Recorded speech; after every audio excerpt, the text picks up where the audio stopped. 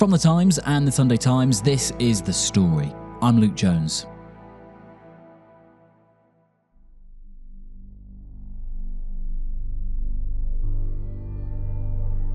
It's May, in the violently contested Donetsk region in Ukraine's east, and a soldier we're calling Nikolai has been sent to the front line with his assault unit. You see these Ukrainian villages completely bombed out. There's nothing there. There's not one whole house, not one whole cellar, no inhabitants at all. Nikolai is a Russian soldier, and he's been speaking to the Times on the condition of anonymity, so one of my colleagues has re-recorded what he said. When he was ordered to advance on the Ukrainian position, Nikolai came to a decision. At that point, I realised it was a complete mess. I didn't want it anymore. But there's no resigning from the Russian army. Nikolai couldn't just go up to his commander and say, "I've had enough." I realised that, well, I'm either going to shoot myself, surrender, or somehow get taken to a hospital. So I left the line. Went into the nearest settlement, went into an empty house, found a room, and threw a grenade and then my arm into that room. It was shattered.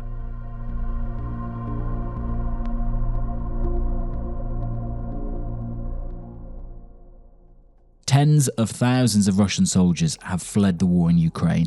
This year, the number is expected to be a record high. So today, we have the stories of 3 of them. The story today, the Russian soldiers fleeing war.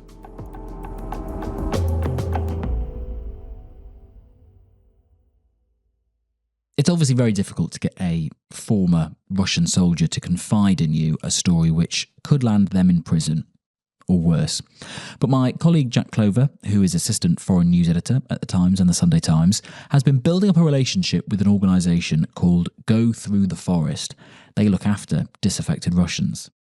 I've been in touch with them since 2023 with this organisation, and I have spoken to Russian soldiers before, but this is the first time that I've sort of had that kind of personal contact and met people in person, and also men that were only there, weeks ago, and having spent quite a bit of time in Ukraine speaking to Ukrainians, it's quite surreal and almost a bit scary to me, the other side. But they're just, most of the time they are just men trying to get on with their lives and who've made mistakes.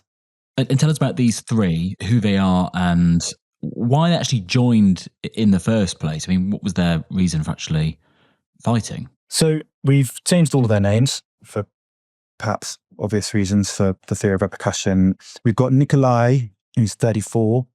We've got Alexander, who's 21, and Anton, who's 27. Nikolai is older, more experienced, relatively well-educated. He's a lawyer by profession. Things go wrong in his life. I got there by stupidity. What can I say? I'm ashamed to admit it. I'd had a rough patch in my life, Things weren't really working out. And he thinks that the quick cash, that the new offer of contract fighting could help him out, get him out of a hole.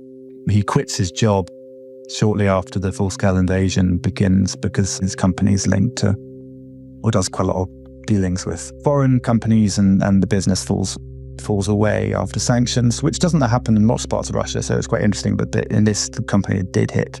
His salary falls apart. I worked as legal counsel for a private small company, and then I quit to improve my circumstances. But I couldn't find anything better. He decides to sign up and almost instantly regrets it. When you sign a contract, it's almost impossible to get out of it. It's like a modern form of slavery in the literal sense. I mean, a contract soldier has no rights.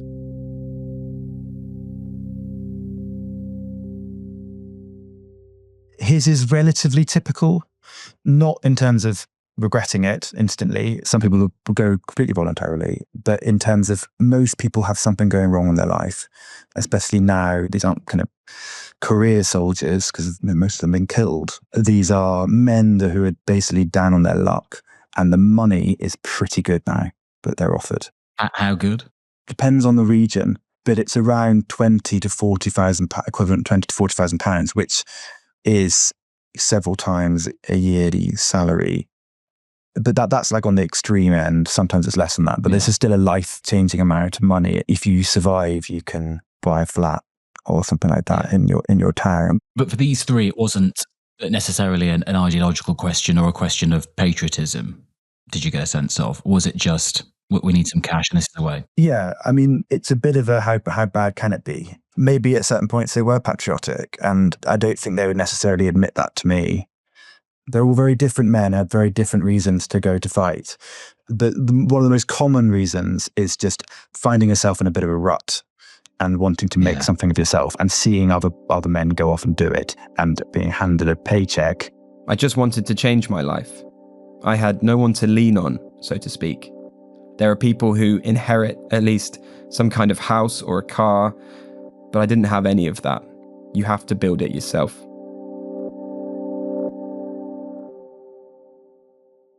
And they did see action, as it were. What did they tell you about to what extent they were on the front line and what that was like?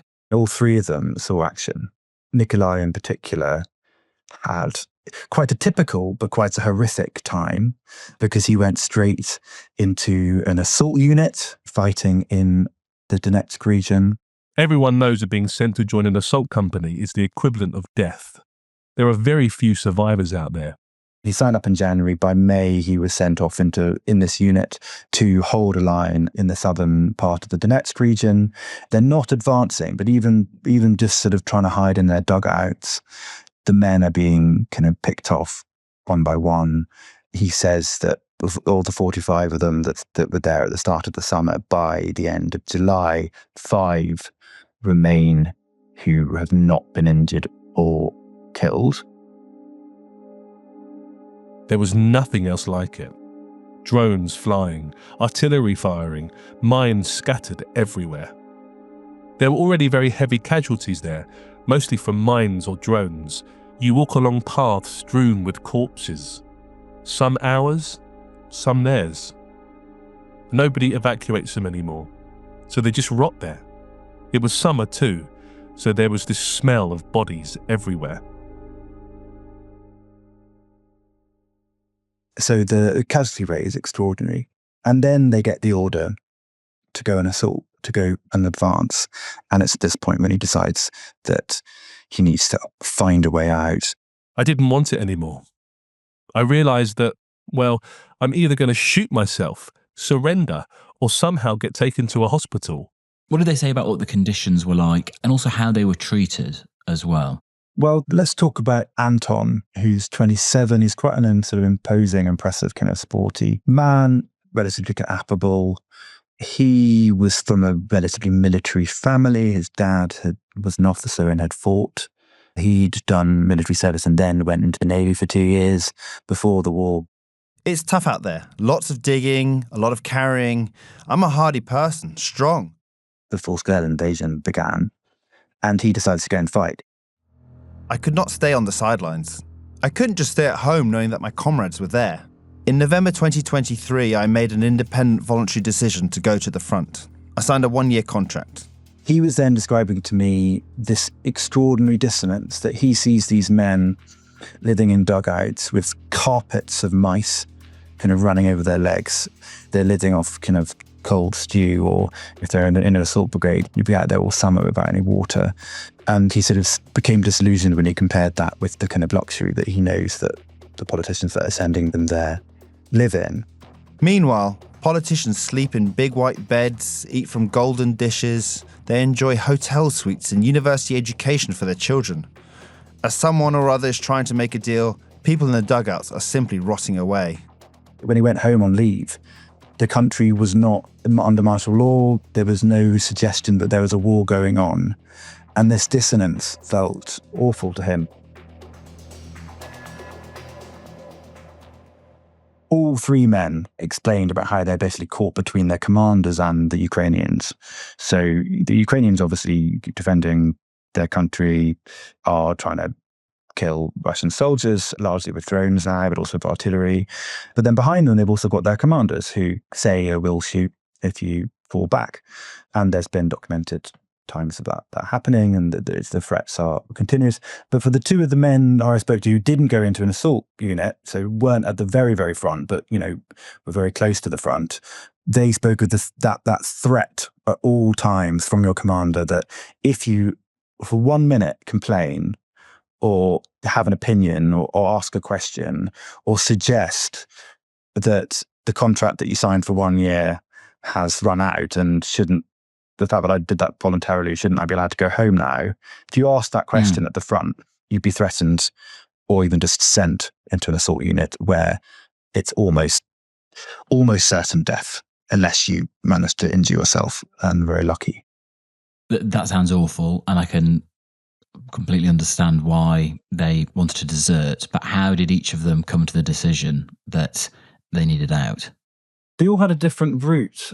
For Alexander, who's a young man, who said that it was a moment of madness. This is, first of all, the deepest, most massive mistake I've ever made in my life.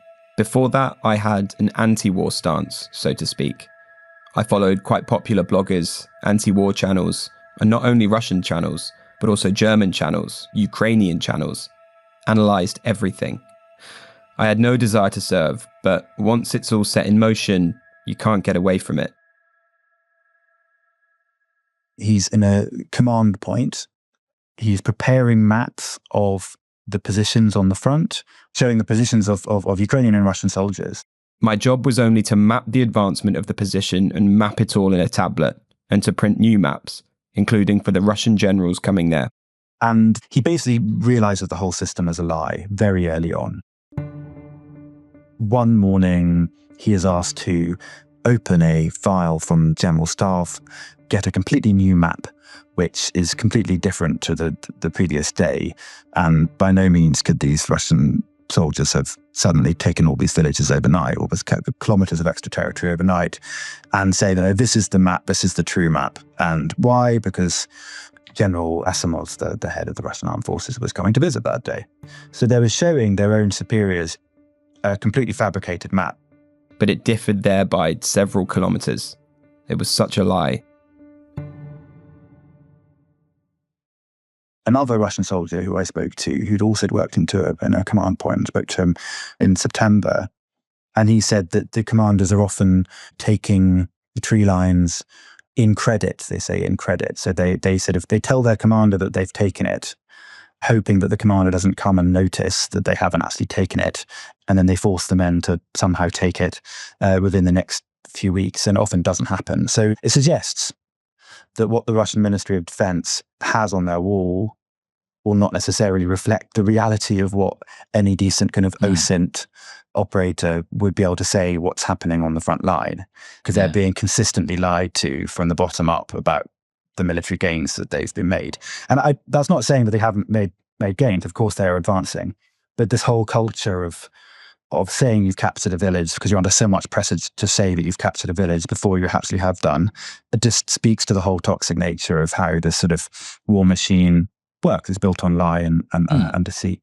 So that was Alexander, and he sort of saw behind the curtain essentially. And and he then ridiculous. I mean, he said that he had an anti-war position before he signed up, and he was already not very keen by the time that he got to Ukraine and saw the destruction and saw the old ladies and spoke to them about what they thought.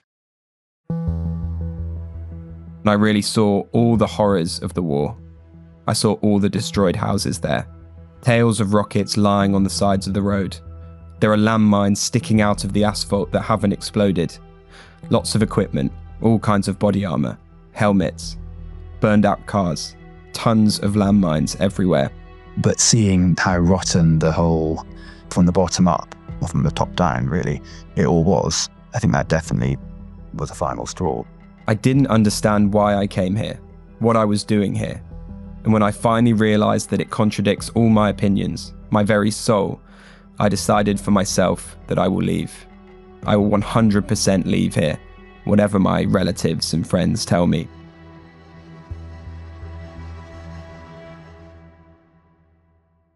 What about the other two? For Anton, so this is the kind of sporty, quite pro, I want to go and help the boys. and he signed up voluntarily. He was appalled on the ground by one moment where they'd taken a Ukrainian position, or the Ukrainians had retreated. They're going into what was a Ukrainian trench, and they're going to be living there now. And in the trench, in the dugout, he sees Orthodox Christian icons and crosses. And he's perplexed. He's like, why, we're the ones fighting for this Orthodox God. That's what we're being sold. And he asks a kind of quite senior priest that then visits 2 weeks later to actually bless their weapons and says, is it right? I asked, how is it that one Christian is aiming at another Christian? Explain it to me. I want to know. He answered me, the Christians on the other side are making a big mistake in that they are sitting there with guns and aiming them at you. They made the mistake, not you. You're doing the right thing. They didn't need to pick up guns, and they did.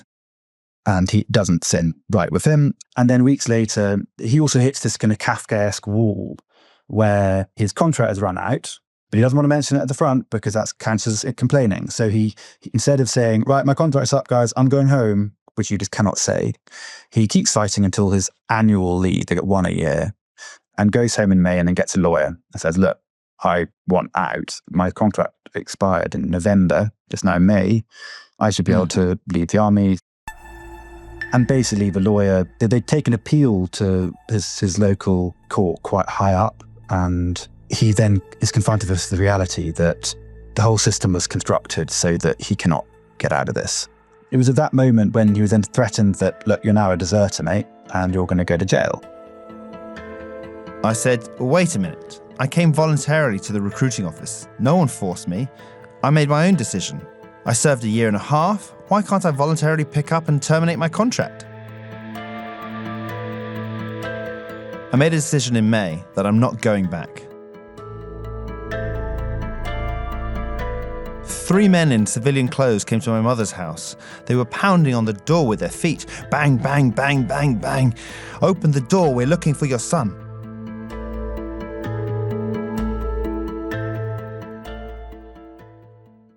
Jack, you've been telling us about the stories of 3 Russian soldiers who you interviewed who decided to desert the military after becoming disillusioned with the war. You were telling us about Anton and his attempts to try and get out of the contract that he signed when he joined the armed forces, and it just seemed like an absolute mess and looked like there was no way out of it. What did he do? He's then confronted with the fact that the Russian court system's not going to be on his side. It doesn't matter if he's a goodie and he signed up off his own volition, as opposed to the other guy who did it to avoid jail or did it for loads of cash. And he doesn't want to go back to his unit. There was an episode where 3 or so men kicked down the door of his mother's home, asking where he was. He wasn't at home, but it was time to go.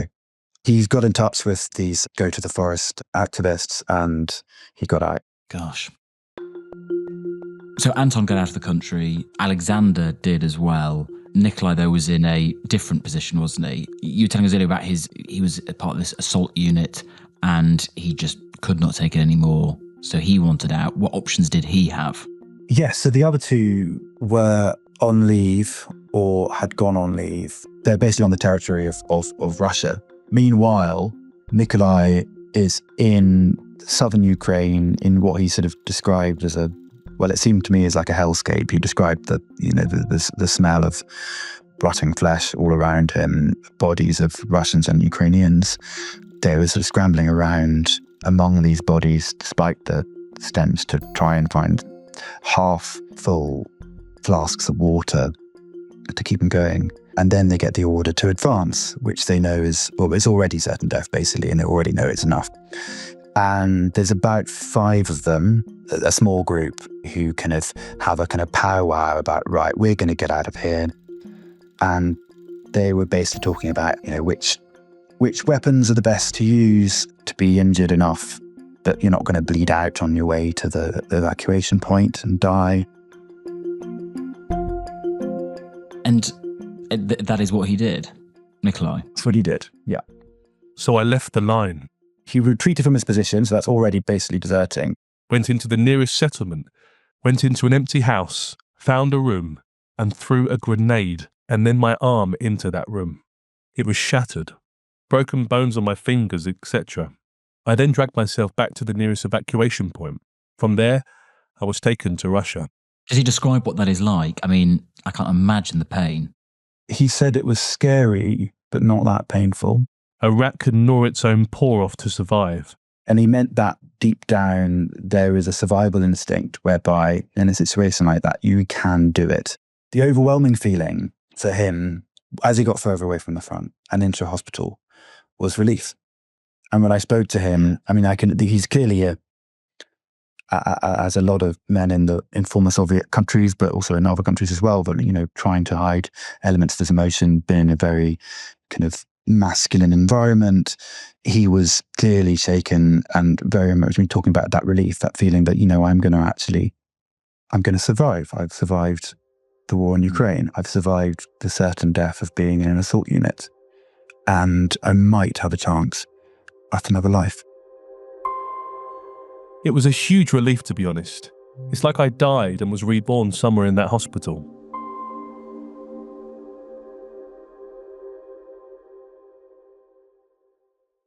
And there being such a clear playbook for how to do that, how to injure yourself in such a way that would mean you can leave and looks as unsuspicious as possible, suggests that there are lots of people, lots of Russians on the front doing this.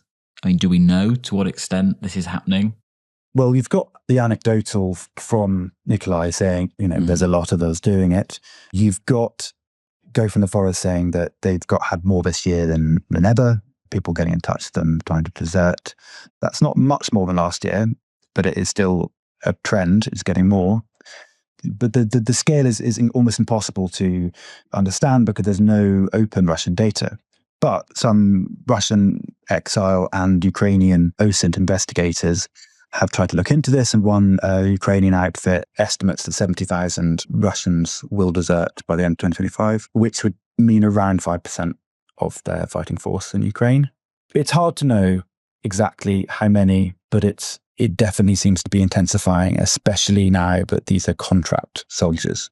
These are men that wanted the cash but didn't really know what they were letting themselves in for. What is life like for them after deserting? I mean, what do their families think about it? Do they have to keep a low profile? Is there any kind of shame attached to it? Or what does it mean for them when they return home? Everyone I spoke to, if they went back to Russia, they'd end up in jail. So these are not just deserters, these are deserters in exile. I mean, if you're a deserter in Russia, then you go to prison. There are about 18,000 documented cases since the beginning of the war of people being convicted, but that doesn't include cases done in occupied Ukrainian territory, where a lot of these cases happen in places like Donetsk.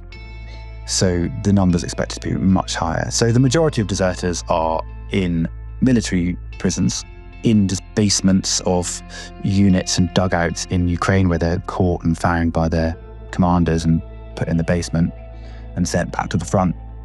And then there's those that get out of the country. But even for them, it's still a complicated journey now, and I can't really go into much more, but it's a complicated place to be as a former combatant, especially on the Russian side.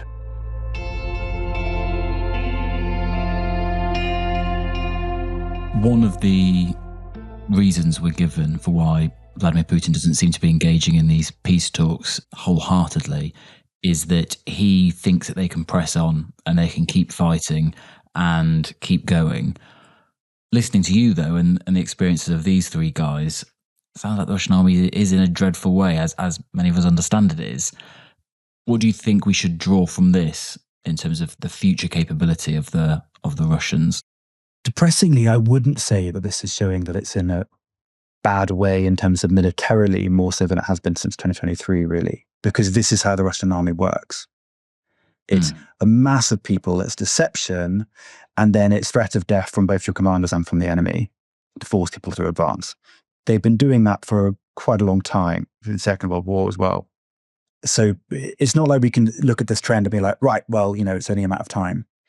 But this is much more likely that something like this will lead to, this is my opinion now, and also the opinion of the soldiers who I spoke to, the Russian soldiers, that it's more likely that morale and desertion will lead to a quicker end to the war than the talks that have happened so far. At least that's what the Russian deserters I spoke to. I mean, they don't see any way in which there's any intention from their leadership for that war to end, because that war is what's keeping them in power. It's what's keeping this rotten system ticking over. My opinion that Putin is just a bloody dictator. He has no pity for his own people or for strangers. He's overplayed his hand, I think.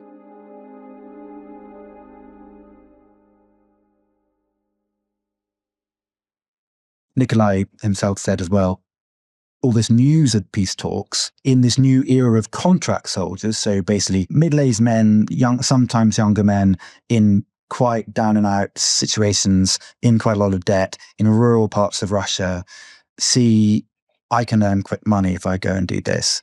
And if you're seeing on the TV at the same time that the war might end, then why wouldn't you take the quick money now? And Nikolai's opinion was that keeping this in the news agenda for the Kremlin is great for recruitment, because people are going to sign up thinking that the war's going to end, and it doesn't. Everyone was writing about it.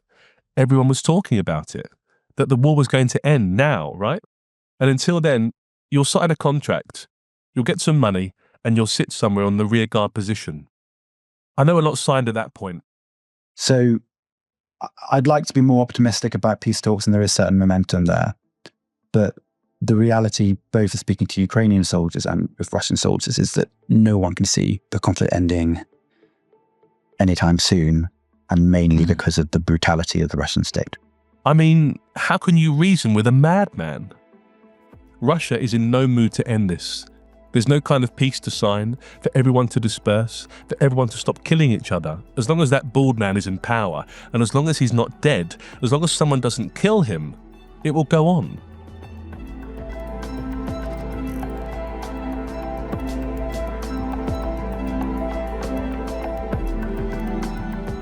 That was Jack Clover, assistant foreign news editor for The Times and The Sunday Times. You can read his full piece online if you've got a digital subscription. That is it from us. Today's producer was Micaela Arneson, with help from Olivia Case. And special thanks to producers Dave Creasy, Harry Stott and Edward Drummond, who provided the voiceovers. The executive producer was Kate Lamble, sound design was by David Crackles, and theme composition was by Mauro Seto. I'm Luke Jones. See you soon.